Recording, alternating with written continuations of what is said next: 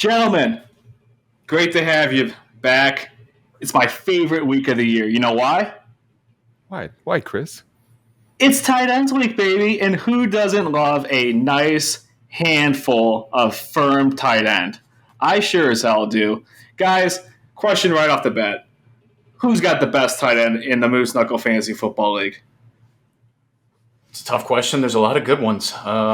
I think you guys are sleeping on Gavin's tight end. I think that might be a nice dark horse in the league. What do you think, Tony? Yeah. I like a nice juicy but tight end, so I'm gonna have to go Trevor, man. That man he's got one juicy tight end. Trevor's legendary, absolutely legendary. But you gotta go for our last year's Sacco and current champ Ryan Sarles. I mean, that thing is like that rivals Kim K. So I digress. Another great week. It is also the first weekend that we're going to have NFL football. We've got games on starting tomorrow, Friday, Saturday, and Sunday. And we're going to have college football and NFL football from now all the way until February, guys. How does that sound? Are your Sundays cleared already? Boy, I'm happy to get through that section of the calendar where there was, no football over the weekend. We just did our last, Saturday, Sunday where there was no football. We got football now until February. It's a beautiful thing, Tony. Absolutely. My calendars are packed in August, so I don't have to do shit for the rest of the year. I love it. I know we'll be getting together. Hopefully, first few weeks for sure. But guys, quick question, firing off the bat. I know we all watched, last night's episode of Hard Knocks. Very awesome, very emotional opening speech with Coach Dan Campbell. I think he was about on the verge of crying. I think we're going to see him cry at least 10 times throughout this season. A lot of cool coaches that I didn't know were coaching on the Lions. Hayden Hutchinson's family just seems so hateable in the beginning, and just a typical Michigan family. So didn't really like them. But guys, what were your kind of talking points after the first episode? Yeah, I can start us off. We were talking about this a little bit before we hit record on the podcast, but impressive coaching staff in Detroit. And for older guys like Tony and I, some of that coaching staff has been on our fantasy teams. But Aaron Glenn and Deuce Staley trolling one another in that practice was great. And Jamal Williams, I mean, this is going to be a guy that everybody, remembers the name. Jamal Williams is an all-around spectacular person. Is there another individual that can make you laugh uncontrollably while also feeling confident to follow him into war? So the whole world's going to fall in love with Jamal the same way Packers fans already have. And I think if I can get the quote right, if you're going to piss like a puppy, then stay on the effing porch. How about that quote? And then you got a nice D's nuts joke at the end from Dan Campbell. No better way to wrap up episode 1.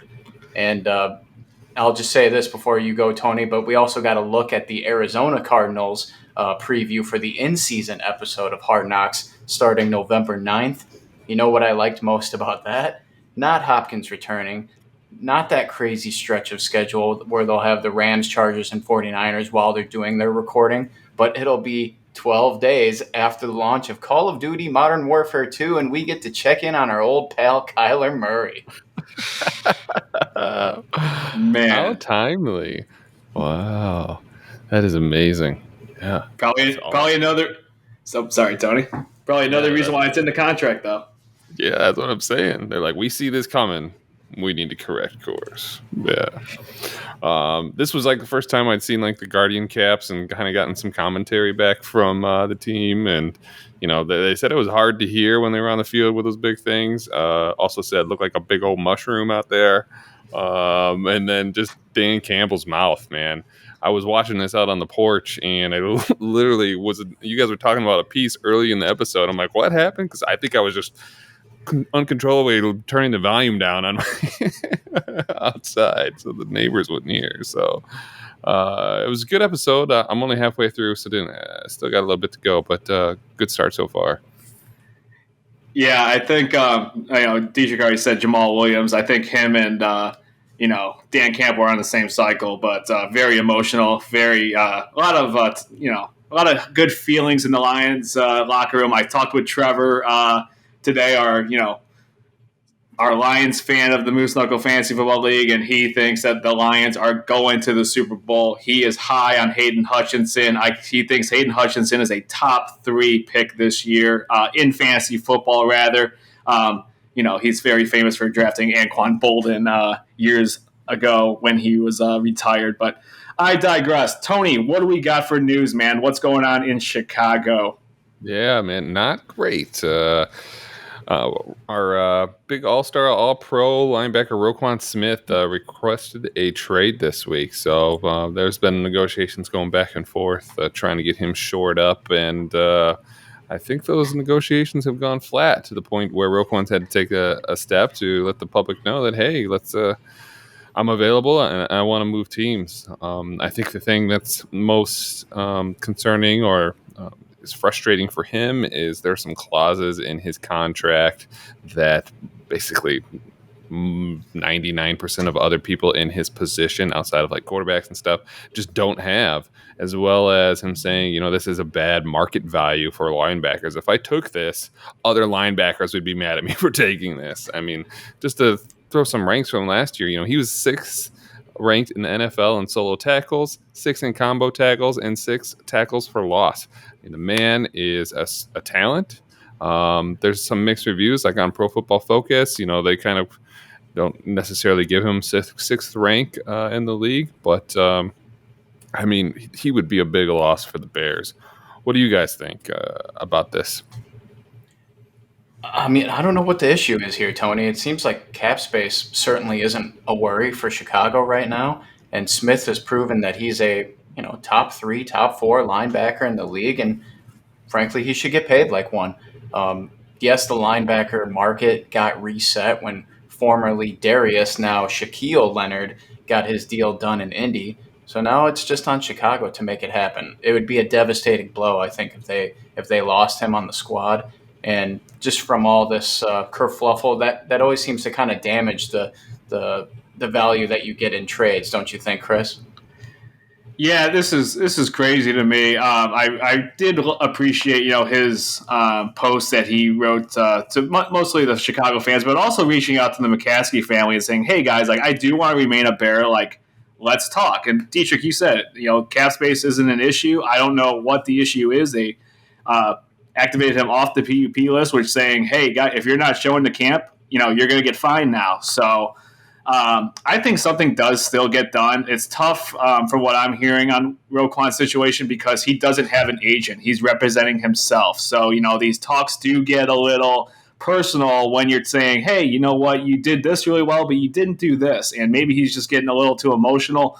I got to give it to the kid for representing himself and obviously getting that bag, especially in the NFL. But, I think this is one of those points where I think if he had an agent, we may already have a contract and be focused on week 1. So interesting, more to come on that. But Dietrich, how about your Packers, bud?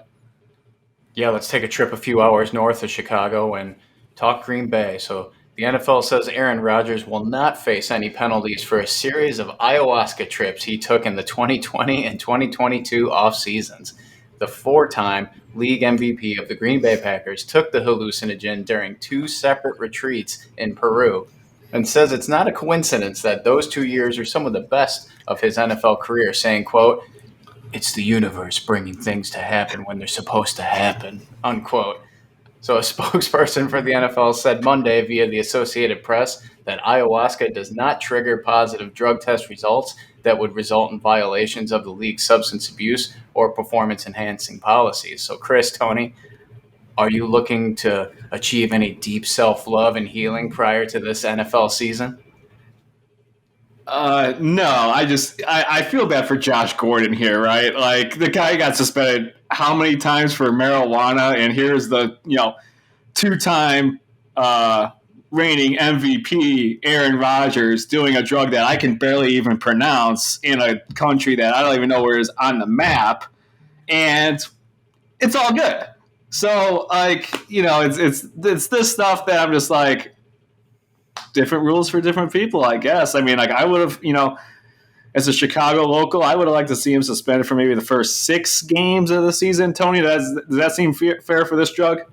At least, my goodness. But I don't know. He knew it would fly off the radar, and it really brings clarity to me. The way he has presented himself over the last couple of years, to the point where he showed up like he just got off of Con Air this year to OTAs. I mean, he's got that long hair and a wife beater on. I mean, it explains a lot of exactly the going-ons of Aaron Rodgers in his personal life. So, Yeah. I don't know. I mean, we've seen both sides of this now throughout Rodgers' long, tenure in the NFL. So there's really no winning for Aaron because early in his career, he took the, let's call it the shut up and play football approach. He got heavily criticized for not being a very sociable person. He tried to keep his family and girlfriends and himself mainly, staying out of the spotlight. And now, later in his career, he's a lot more open and approachable. And the act of being more vocal about his thoughts and ideas and self-beliefs have got him in even more criticism. So I think I'm okay with it just because it's still delivering incredible on-field performances. And hey, man, let's go for a third MVP. Why not? Oh, I don't want you to take this the wrong way. Like if Trevor Lawrence was shooting up heroin, 5 minutes before the kickoff and he threw 5 touchdowns in a game, like wouldn't care either. As long as he's performing on the field, I guess that's all that matters these days. But heading over to New York, Jets have lost left tackle Mekhi Becton for the 2022 season after a fractured kneecap, which, guys, that sounds like the worst injury in the NFL, right? Like a fractured kneecap? Absolutely. Got the shivers when you said it. Ugh.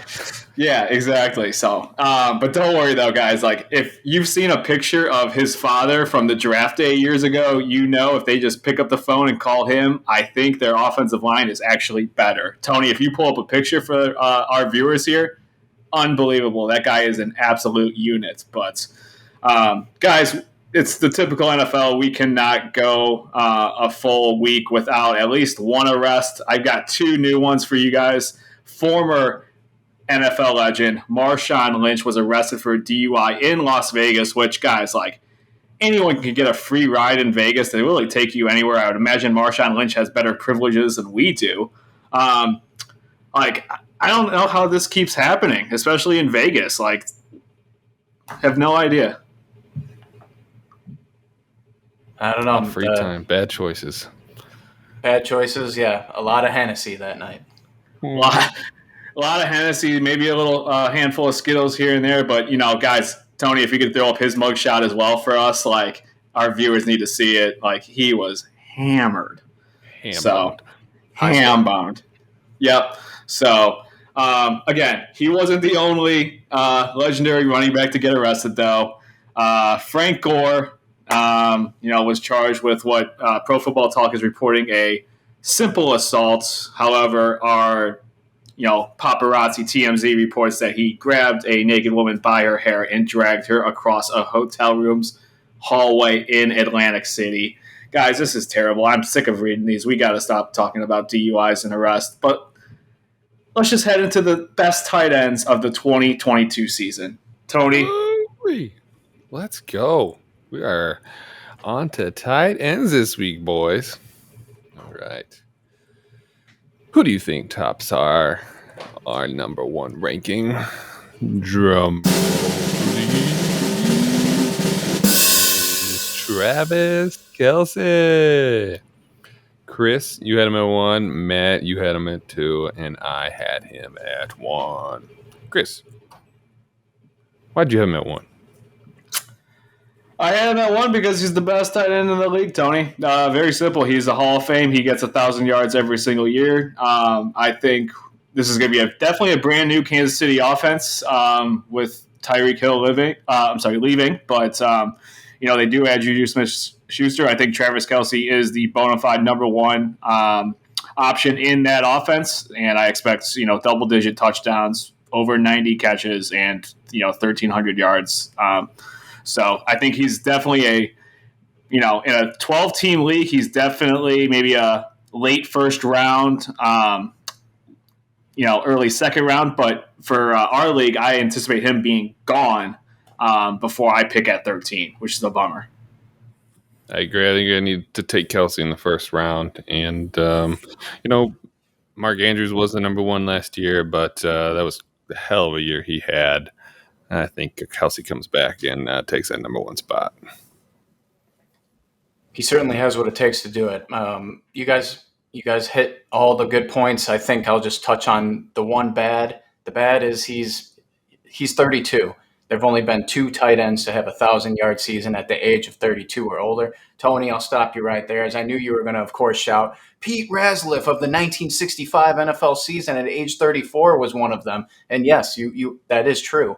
But the other lesser-known tight end is just some other guy named Tony Gonzalez. Ooh. He's eternal. Oh my God. But I would argue that Kelsey's, could in the next few years overtake Tony Gonzalez as the number one tight end to ever play for the Chiefs. And, I think he's got that caliber. He's had a very solid career so far. Sure. Yeah, he's great. He's going to be locked in to the top 2 and probably not 2 for Kansas City yet again. If he went vegan like Gonzalez, he might have a much longer career. But we'll see. We'll see. That's hard to give up. We only got one life. On to number 2 of our consensus ranking. You can probably guess it. Mark Andrews. Chris, you had him at 2. Matt, you had him as your number 1. And I had him as my number 2. Matt, why'd you like him at number 1? Mark Andrews went from a guy who was a top 5 tight end in 2019 and 2020 to what was literally a top 5 fantasy tight end season of all time in 2021. My favorite stat about Andrews is about how much he's lined up at the wide receiver position for Baltimore. Guys, he played 670 snaps last year. The amount of snaps that he was set up as a blocking tight end, 9. I'll happily put a guy at the top of the board who only has to block 1.3% of the time for his team. Yeah, I'm because of him, how high of a season he had, top 5, like you said. I think there's going to be some regression there, which allows Kelsey to kind of get that bump up. I also think Baltimore might have a little bit more of a run-heavy game. Lamar wasn't there all year. He was getting the stone from other quarterbacks, whatever his name is, escapes me right now. But yeah, I just think there's going to be some regression there, and Kelsey can get that number 1.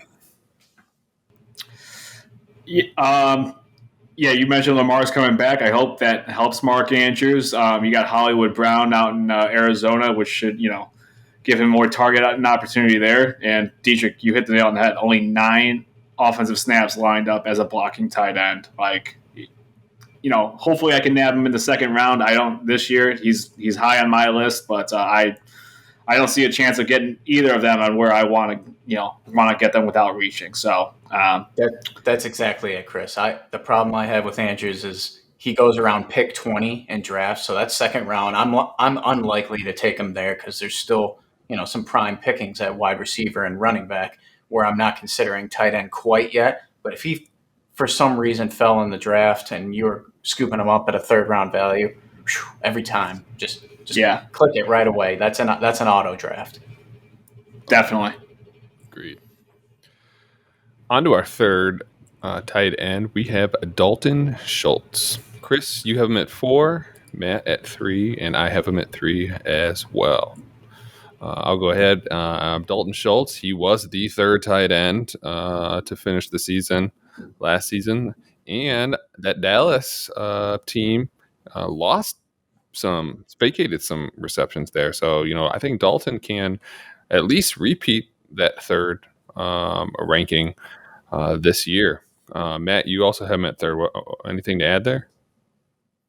Yeah, I mean, he's not much more. He's talented. Historically, he has shown you that he can get it done. And he checks the boxes for what you look for in tight ends, where it's very likely that he's the second weapon or pass catcher on that offense behind CeeDee Lamb. And that's exactly what I'm trying to look for when I'm drafting a tight end in redraft leagues. I want to try to find the guy that can be that second look in an offensive read for a quarterback. And Dalton Schultz checks that box for me. For me, I think he's the number 2 passing option there behind CeeDee. You've got Gallup still injured. Cedric Wilson Jr. is gone. Zeke's, I've been saying for the last weeks, he's going to take a step back, but Tony Pollard should be big in the receiving game. So I think Dalton Schultz, I have him at 4. So I'm just really high on the other guy. Yeah. Speaking of the other guy, at 4 consensus ranked, we have Kyle Pitts. Chris, you have him at 3, Matt at 5, and I have him at 4. So, Chris, you were alluding to this man a little bit. Let's hear what you got to say. I've been high on Kyle Pitts since he was drafted top 5 out of Florida last year. He set rookie, receiving yards for a tight end last year, having over 1,000 yards. He's without Calvin Ridley this year for being suspended for gambling. Guys, gambling. You got Drake London, who's a rookie, so I think that could be a great option for number 2 there. Cordell Patterson as well. Mariota could be couldn't be the best option. Maybe he had better luck with Matt Ryan last year, but after a record-breaking rookie year, I am very high on Kyle Pitts heading into this year. Yeah. I feel like Evan Bierman put me in this position on the podcast that I'm the Kyle Pitts hater, and the truth is he's an incredibly talented player, but however, got drafted to a team and situation that just isn't very ideal, especially for fantasy football. And he's getting a notable downgrade at quarterback from Matt Ryan to Mariota. This is just another one of those scenarios where I'm not willing to take the risk at his current ADP, but if he starts going behind his ADP, which is at 33 right now, then I'm definitely willing to look at Pitts. Exactly. Yeah, I put him at 4. I just had Dalton Schultz up there. He's got that better quarterback throwing to him. But, they're both going to get some targets. They're going to get some volume there. But Mariota kind of knocks him down to that 4 spot for me. On to our 5th consensus, we have Darren Waller. Chris, you had him at 6. Matt at 4, the highest, and I had him at 5. Matt, why do you like Darren Waller so much? Guys, I don't know if you know this, but he's 6'6", 255 pounds, and he's a converted wide receiver who runs a 4.46. I don't know if I need more of an argument there, but I did have Waller last season on my team, and when he was healthy, he could single-handedly win you games. I think this season may lead to more boom-bust weeks. You don't trade for and sign Devontae Adams not to lead the team and use him, and somebody like Hunter Renfrow is bound to get 100 targets in this Josh McDaniels offense. But when you're talking tight end 4 or so off the board, there's some risk there, but I love me some Darren Waller. If I could get him at a value, I'm scooping him up every time. Yeah, I mean, the guy was on fire before he went out. He only played 11 games last season, and, I mean, he was on pace. He had 93 targets in 11 games, so he was on pace to beat almost Mark Andrews' 153 league leading targets. So he could have been a tight end 1 had he played all the games this year. But Devontae does come in, so that definitely takes some targets away. And a new offensive coordinator there too. So some unknown pieces. Yeah, I think he can have a great year. I think he's the number 2 option there behind Devontae now. Josh McDaniels knows how to use the tight end position. He coached Gronkowski to a Hall of Fame career multiple times. Very same gifted abilities. He's never played with a wide receiver with Devontae's caliber, which should help open up the field. He's got another year of Kenyon Drake as well as Josh Jacobs out of the backfield. So I expect a very, very great offense in Las Vegas, and I think Darren Waller. I think he's got a chance to be the number 1 tight end. My 1 through 6, I think all have a shot to be number 1 tight end. I think tight end is a very risky position like we've talked to about drafting. I think my 1 through 6 all have a shot to be number 1 this year. Yeah, I agree. Moving on to our consensus 6, we got George Kittle. Chris, you had him at 5, Matt at 6, and I had him at 6 as well. Chris, you're the highest on Kittle. Tell us about Kittle in bits. It's been weeks since we did our quarterback rankings. But if we were to do it today, I would probably move Trey Lance up a little bit, just what I'm seeing out of camp. I mean, he looks like he is the next Patrick Mahomes. I don't want to put that pressure on, but man, he looks really good. And if he's maybe like 3/4 of Patrick Mahomes, I expect George Kittle to stay healthy to have a Travis Kelce like season. They've got great offensive weapons there with Brandon Ayuk as well as Debo Samuel signing Elijah Mitchell out of the backfield. I love him as well. So again, I think Kittle's got a chance to be number one if he stays healthy. He certainly has a physical talent, and I think Trey Lance kind of. I agree with you from what I'm hearing. He's doing great, and I think the more that he runs, the less that Kittle might have, as well as the other pieces around him. Right? We saw Debo resurgent, and they paid the man, so he's going to get some volume there. So I can't put Kittle in my top 5 for that reason, but he's still going to be serviceable. All right, guys, there's very little room left on this Trey Lance hype train, so I'm glad you guys got to get one of the last few seats that are on there. So welcome aboard. But before I get into George Kittle, I wanted to ask you guys this question. Like, in my opinion, this is the tail end of the, I would call, quote unquote, safe tight end list. Do you guys kind of see it the same? I think it starts to get kind of murky. There's a bit of a drop off after Kittle here. Absolutely. Agreed. 100%. Yeah.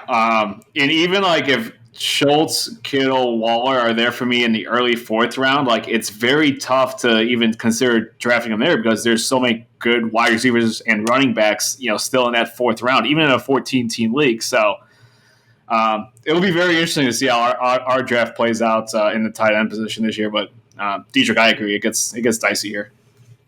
Yeah, and you can't go wrong with a pick like George Kittle. Just a few stats I have. He leads all active tight ends with 5 plays of 50-plus yards. He leads all active tight ends with 4 plays of 60-plus yards. And no other active tight end has more than one 70-plus yard play. Kittle has 3 of them. Cool. And one other active player has an 80-plus yard play. This was Austin Hooper back in 2017. But your boy George Kittle has 2 of them. So, yeah, you get big playability with Kittle. I want to piggyback on your question, Matt. So I would assume that you would have only 2 tiers here, right? Tier 1, Tier 2 in the safe category. Who's in your Tier 1? I think it's going to be – I think it's just Andrews and Kelce in Tier 1. And then I would categorize Schultz, Pitts, Waller, and Kittle into that same tier 2. Yeah, I agree as well. I think Kelce and Andrews are so far and away from the rest of the field that they deserve their own Tier 1. I think so. Facts. If I would draft him as a wide receiver. And I've even done mock drafts where I would draft him as my tight end, see where the tight ends fall, and then maybe grab Zach Ertz late, and then throw Zach Ertz in the tight end slot, and then roll Kelce in the flex. So I think a 2 tight end slot season with, if you're able to draft those 2 high, depending on how the board falls, is very approachable for you to win PPR leagues. Oh, that's a Kevin H approach there. I like that. 2 tight end sets, baby. All right. Moving on from Kittle, we have our 7th consensus ranked tight end in Zach Ertz. Chris, you had him at 8. Matt, you had him at 8, and I had Zach at 7. So I think Zach Ertz surprised us all and finished 5th tight end on the year last year. From a pretty much, forgot about kind of couple seasons before that, right? Like we thought it was, not going to be the Ertz of old, is he kind of washed up and, really brought his game back. Now Arizona has actually lost some pieces this year, at least for the beginning. I think that's going to help Ertz out here quite a bit. So, him finishing, what did I say, 5? I ranked him at 7. Not far off there. What do you guys think? Well said, Tony. I think with the Hopkins suspension, an extra DB probably floating towards the side of Hollywood Brown lines up on, I think Ertz has a nice opportunity to pick up some extra targets. Good value mixed with good opportunity. I think the line is set for him to average about 10 or so PPR points a game, I think that's well within the realm of possibility for Ertz. Agreed. Yeah, and he got traded, I believe, mid-season last year, and his first few games, of the season when he was with the Eagles was, he wasn't great. And so if he had those games in a Cardinal uniform, I think he would be, in the top 4 maybe for last year. But with starting the season fresh, I think me landing him right at 8 is a good spot, and I think he could easily crack the top 5 with a healthy season. Awesome. All right, guys, moving on to our consensus 8th ranked, we have TJ Hawkinson. Chris, you have him at 7. Matt, you have him at 7, and I fade him a little bit at 11. My boy's in the 7. Which one wants to take this? I think I want you to take it to tell me how much you hate TJ Hawkinson, because I think this is curious to see him drop so far down on your board, Tony. All right. Well, I mean, the man finished as the 15th ranked last year, but he only was there in 12 games. Yeah, 12 games. But, they did add Jameson Williams and they did add DJ Chark. And I'm pretty high on DJ. I think he's going to do pretty well there. And he's going to take a lot. So I think that kind of leaves him out and falling down my ranks. So, like we said before, looking at, like, say, the Dalton Schultz, where he's the number 2 target, I think TJ's kind of fallen down to maybe third look, fourth look over potentially, So I don't like that, and that's what alarms me a little bit. Yeah, I think there's a little risk involved with Hawkinson, and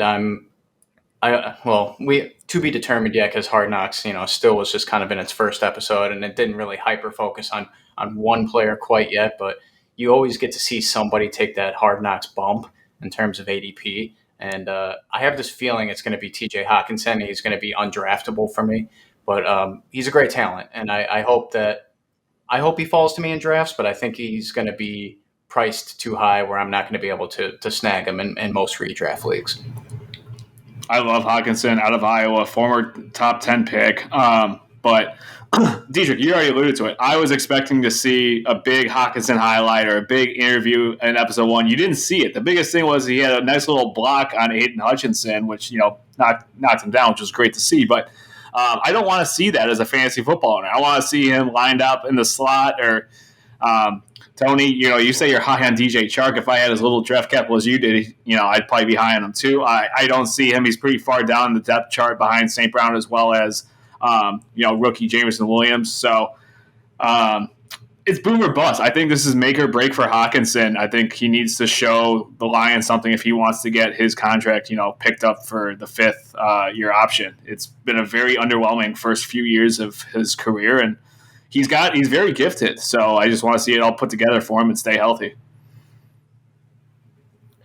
All right, guys, good points on our 8th. Let's move on to our 9th consensus tight end in Dallas Goedert.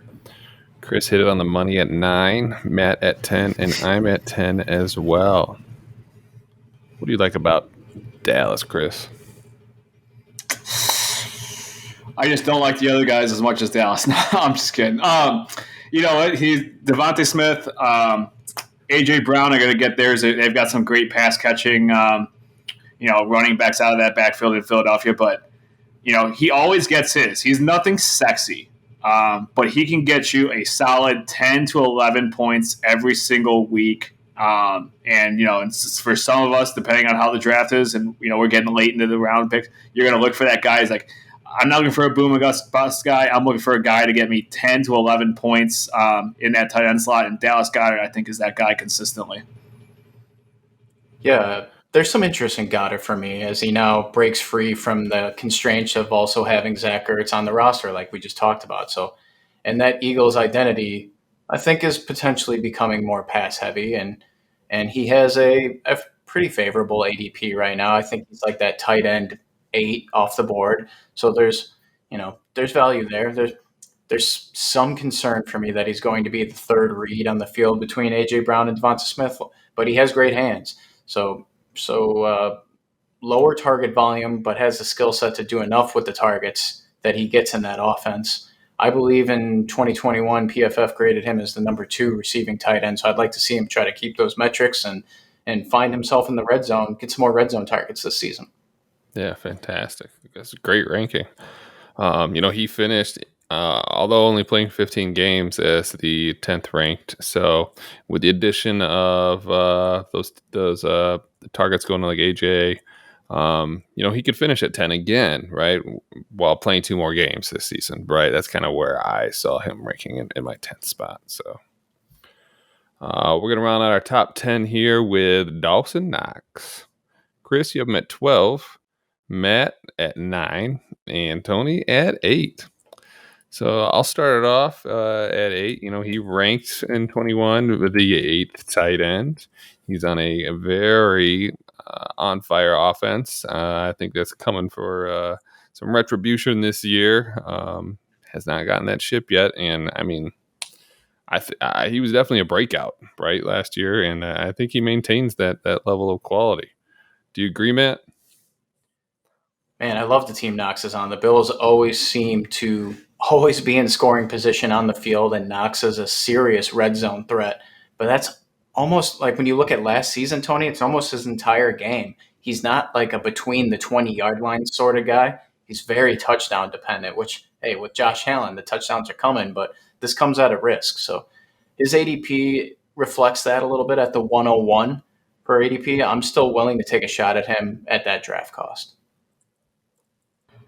I love Dawson Knox. I know I ranked him at 12. I love him as a personal reason. He helped me avoid Saka last year. But, Deshik, you hit the nail on the head. He is boomer bust touchdown dependent. And there were multiple games where he got 2 touchdowns, 3 catches for 40 yards, and it ended up being great for me. But I expect a huge bounce from Gabriel Davis this year, as well as Stephon Diggs had an off year for him. I expect that to him to step up again, especially scoring touchdowns for Diggs. But for Dawson, yeah, it's the touchdown dependent from last year scares the hell out of me. So that's why I have him at 12. All right, moving on from Dawson Knox at the 11th spot, we have Cole Kmet. Love to see it. Chris, you have him at 10. Matt, you have him at 11, and I have him at 12. Chris, you're the highest on him. You go ahead. How the hell is I the guy that had him the highest? But listen, I expect the Bears to be down every single game this year, especially late. Mooney will get his when he's not double covered. That should leave hopefully middle of the field open for Kmet. He's third year out of. Tony, we've had this discussion. Where the hell are you going to school again? Notre Dame. Notre Dame. Fighting Irish, but he's got the chemistry already built with Justin Fields. Justin Fields loves the new offensive coordinator from Green Bay, Luke Getsy. So if that connection is real, I think he's a lock for a top 10 tight end, and a lot of people are projecting him to break out this year. Right. Why aren't they looking for Cole Kmet in the red zone, Tony? This has to change this season with Bill Lazor calling the plays and Justin Field throwing dimes to this man in the corner of the end zone. It has to happen. You both have, helped build up hype for this man. So I'm a believer in Kmet now. I want him to become the Jimmy Graham 2.0, the Saints version, not and slightly Seahawks, not the Bears and Packers form of Jimmy Graham. Yeah, Jimmy Grandpa is gone. It's Cole Kmet time, boys. And you're exactly right. He's the only, I can't believe, 93 targets, 0 touchdowns last year. That's just, you just can't do that again. You can't repeat. So, I mean, that's going to come up. You're going to get more points from Cole Kmet this year. And like you said, we're going to be down. There could be some garbage time. It's not going to be great football to watch. But it'd be great fantasy output. Thanks, Cole. On to our next 12th consensus ranked tight end. We got Pat Freiermuth. The Muth. Oh, yeah. So Luth. Chris, you got him at 13. Matt at 12. And I have him at 9. So I'll start out here. I just love saying the Muth is Luth, right? And just definitely add some points to it. But he was a breakout last year. No, I don't think anyone saw him finishing in the 13th spot, right? And I'm a little conflicted on, how is he going to perform without check down Ben Roethlisberger there, right? But I think he will be serviceable there with either a rookie quarterback or Trubisky, right? Trubisky would feed tight ends there in Chicago, at least he would. And I think usually tight ends take a step up in their second season. Usually don't see the best out of them in their first in the rookie season. So I think he's a great talent. I think he's got some good. He's in a good position to take a step forward this year. Matt, you had him at 12. What do you think? I think he's a fantasy football darling. Nobody dislikes the Muth, right? I think it's impossible not to love this guy. As a rookie, he caught 15 catches in the red zone, and that amounted to 7 touchdowns. So you like to see that. And the issue was, of course, at quarterback last year. Sure, the argument can be made for either Mitch Trubisky or Kenny Pickett is an upgrade, as Big Ben's noodle arm couldn't sling it past 15 yards. And that's where Freiermuth really benefited from all of this. So the statistic I found was that the Muth only got 1 target over 20 yards the whole season, and he didn't catch it. So, I'm looking at our top here. He's the yards per reception is below most of them at 8.3. It's way below. It's crazy.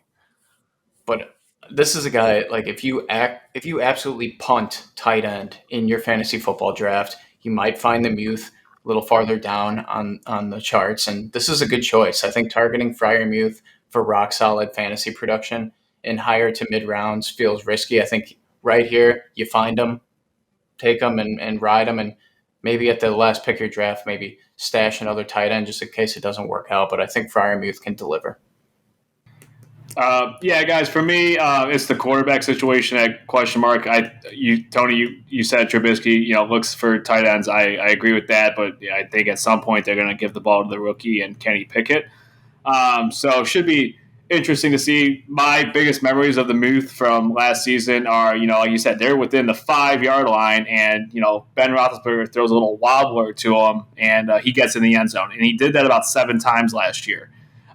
So I think there'd be more run focus with Najee Harris being a 3-down back. If Trubisky does start more than half the games, we know he's got the legs to run in the end zone as well. He finished 12th last year, so I have him at 13. The only reason why is I don't think he's going to get in the end zone 7 times. So in our league as a 14 team, he's still going to be a starting tight end on one of our teams, right? So not dogging the guy. It's just the quarterback situation scares the hell out of me. Don't blame me there, my man. All right, we got 3 left here. So our 13th consensus ranked tight end, we have Hunter Henry. Chris, you have him at 11, and Matt and Tony have him at 13. A little higher on him than we are, Chris, so we'll let you start. I'm sorry, who are we doing, Tony? Hunter Henry. No, ready. No. I am ready. But Hunter Henry had a ton of touchdowns last year for Mac Jones. Great safety blanket. I expect Mac Jones.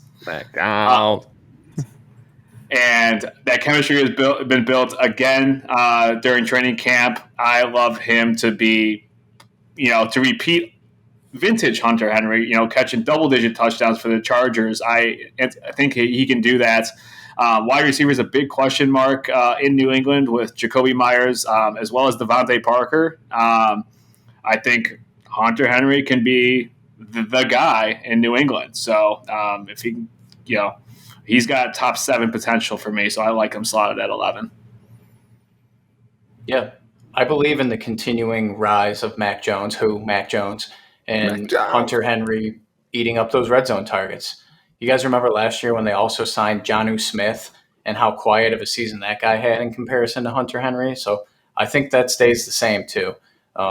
Maybe the Devontae Parker signing gives me a little weary, as that's bound to take a few targets away. But if you stash this guy on your bench in drafts, I think there's value to be had. Yeah. I mean, you have a New England tight end. It's there's a lot of value there, right? And the man had 9 touchdowns to tie Dawson Knox, Travis Kelce, and Mark Andrews for the most touchdowns, I believe, of tight end in the season. So the guy's getting the red zone work. It's what you like to see. It will continue under who?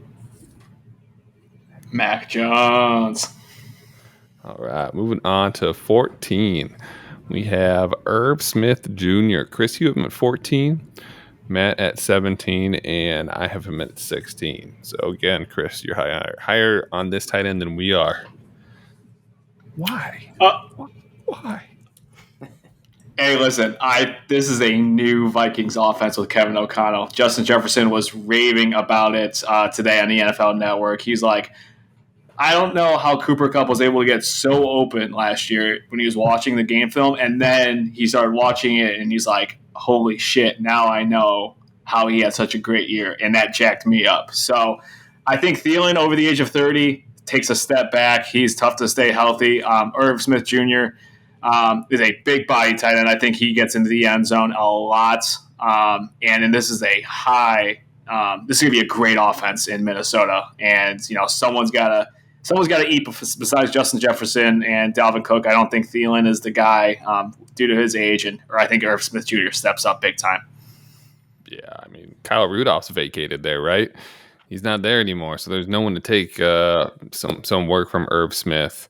And I agree, man. He's big-bodied, he's physical, and I think he's going to get it done this year.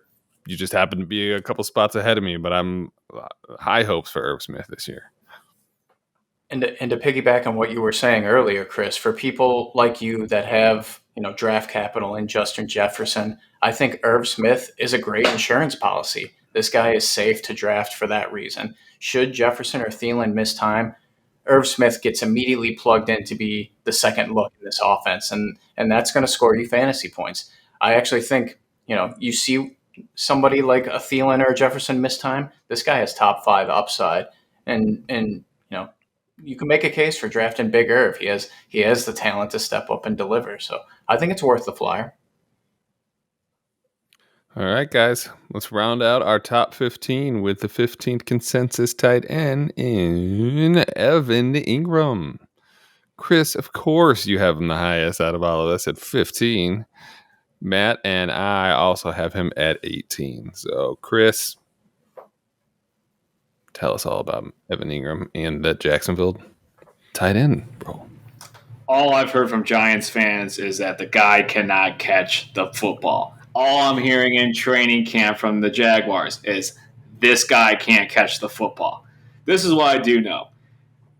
Zach Ertz, who we were just so high on, has his best seasons under Doug Peterson. Doug Peterson uses the tight end slot. And damn it, Evan, you're going to learn to catch the football because Trevor Lawrence throws rockets, okay? He's not going to take the speed off. You got to learn to catch this ball. You catch this ball, you are a top 10 tight end. Like, he's got potential to be that Dawson Knox and get you 7 to 9 touchdowns in the red zone because, Christian Kirk is not a big-bodied, guy. They need someone to go up and get that, and Evan Ingram has that physical gift. If he can learn to catch the football, he is a great tight end. And there's only been a few years since he was fantasy football relevance and even a top 7 tight end in fantasy football, guys, like 3 or 4 years ago. So he's still young. He's in a great offense, I think, that's going to cater to his abilities. But damn it, Evan, you got to learn how to catch the football. And if he does that, sky's the limit.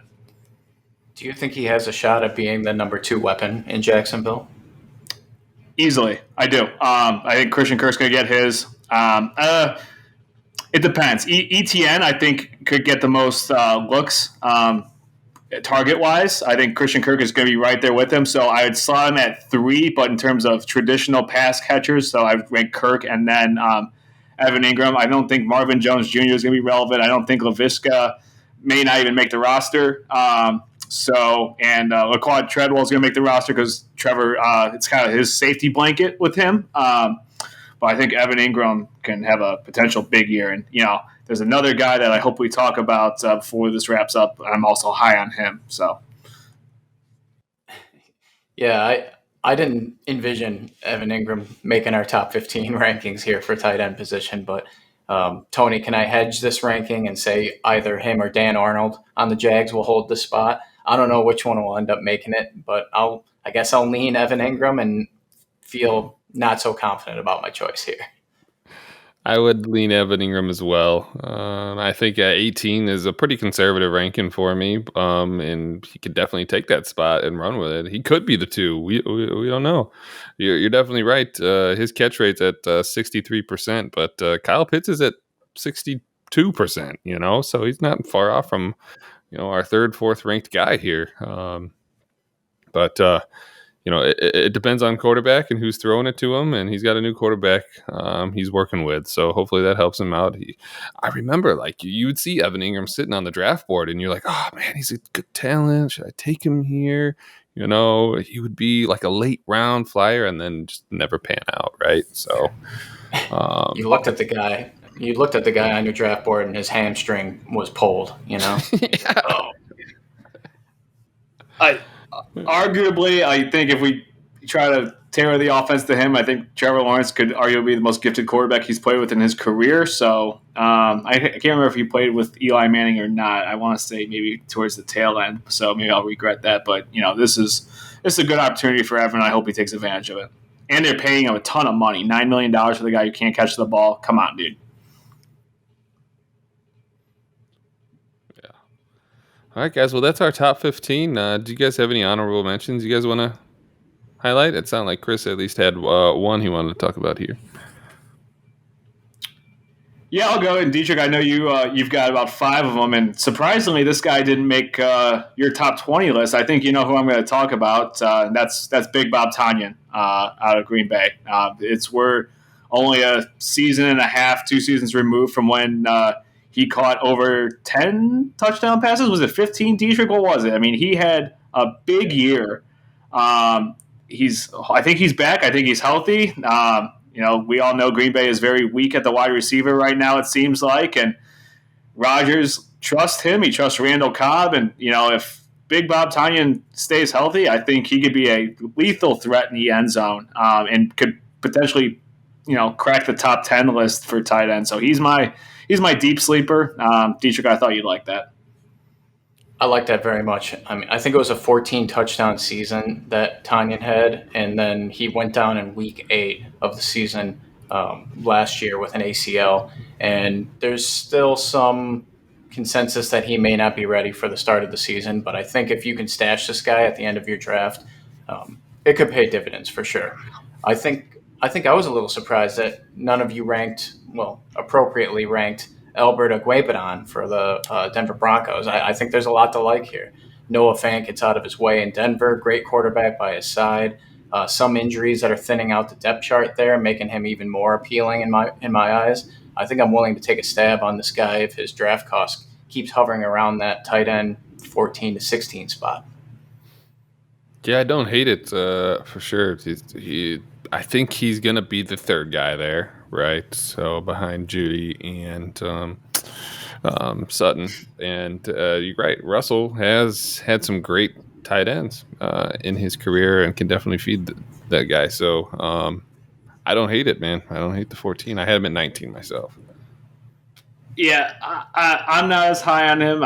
Russell Wilson has played for some very gifted tight ends with Jimmy Graham kind of in his prime, Greg Olsen later in his career, Gerald Everett as well. But, they haven't really produced as probably high as, you would have thought that those guys typically would have with Russell Wilson at quarterback. So that scares me. Nathaniel Hackett, I don't think utilized the tight end much in Green Bay. But I think he's got all the gifts in the world. It's going to be a totally different Denver offense. I just, don't know where I would rank him. Chris, you said his name, Gerald Everett.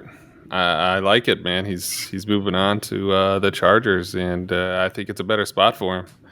He was the 20th tight end last year, and I have him ranked as 17, but I think he could crack top 15 as well. So I think he's a good late round flyer.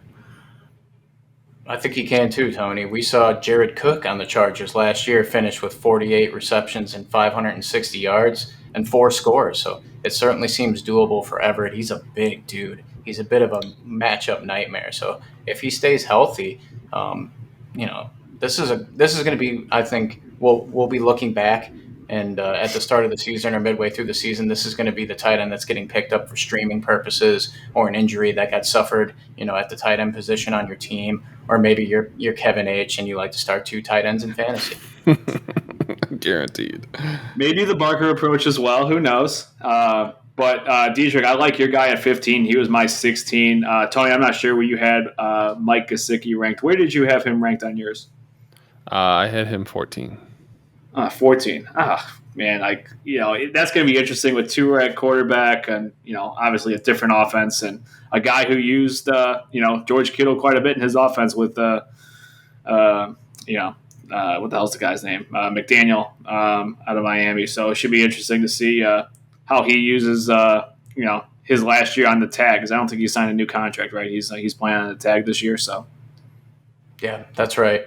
I think Gesicki's got great talent, but I think where we've seen him really shine in prior years is because like the Devontae Parkers and Will Fullers on that Dolphins team just couldn't stay healthy, and he had to be the guy. So he benefited from that a little bit. I don't know if I actively want him on my team, but I'm going to see him. I'm going to get some cooked up. We're going to see some cooked up best ball draft or like daily fantasy where there's going to be this stack of Tua and Gesicki, and it's making somebody thousands of dollars probably. I don't know when it's going to hit, but you'll probably see that at some point this season. Yeah, I'd agree. And there's a lot more pieces there in Miami. So he finished as the 11 last year.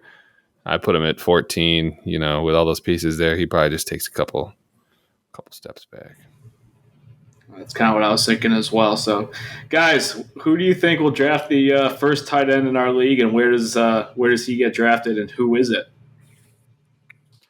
I think it's going to be, you're going to see Mark Andrews go off the board before Travis Kelce. This is going to be the guess that I'm going to take. And I think it's going to be one of these guys with an extra first round pick for their draft capital, because they have that extra, draft pick in their back pocket where they can invest in a tight end early, where, the rest of us, it's hard to put together a good team, a good squad when you're putting so much draft capital into a tight end. So you're going to watch one of these guys, the Reese Pagels of the league, come in and scoop up a tight end early.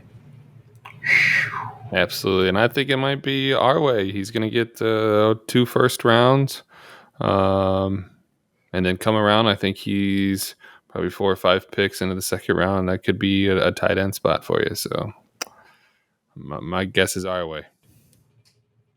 See, I'm thinking with me picking at 13, I don't think Travis Kelce will be on the board for me at 13. Mark Andrews, I think, will be, which I don't think at 13 will be high for me. But then I don't see him being available when I pick again early in the second. So I feel like I will miss out on both tight ends, and I will have to dumpster dive in the later rounds with you guys. Yeah, I'll be down there with you, bud. Very likely. Cool. Water's warm. Come on down. So, guys, what are you bringing up to eat? And what time are you guys arriving? What time should our fellow Moose Knuckles arrive to our campsite? Well, Chris, we're glad that you're coming up early this time around. Like most of us degenerates, we usually get there at about noon, 1 o'clock, and we're already cracking a couple cold ones, throwing a football around, and getting ready for the day. So I hope to see you there. I usually do my classic, bring the supplies. You got to have your paper plates and your paper towels and your big jug of Fireball and some margarita mix. So I think that's what you'll find in my draft bag heading up there. Yeah, I'm more of the late night medic. I'll be bringing the Red Bulls, the vodkas, some poker chips, because I think we were playing with pennies last year. So I'll make sure that we're good set up there at night, get our butts in some chairs, and call it a night. I love it. I think I'm going to do a little. I think we'll be pounding tequila the entire time. We bring up a little bottle of Casamigos. We need. as we get older, we start making, a little bit more money in our pockets with our careers, guys. We don't need to be drinking the Fireball and the McGillicuddy anymore. We can spring for something a little nicer to make the hangovers feel a little better in the morning by drinking nicer stuff. So I think I'm going to roll a little Casamigos, a little poor man margarita, a little Sprite, lime, a little Casamigos for the night. Well, you can't avoid the Franzia, and that's about the cheapest wine you can get. So, yeah. Absolutely, inevitable. Yeah, you're gonna be drinking a good bit of that, and then it's hard for me to pass up a good good case of High Life that I want to toss up there in a cooler because it just hits right in a place and like our draft house. It's perfect.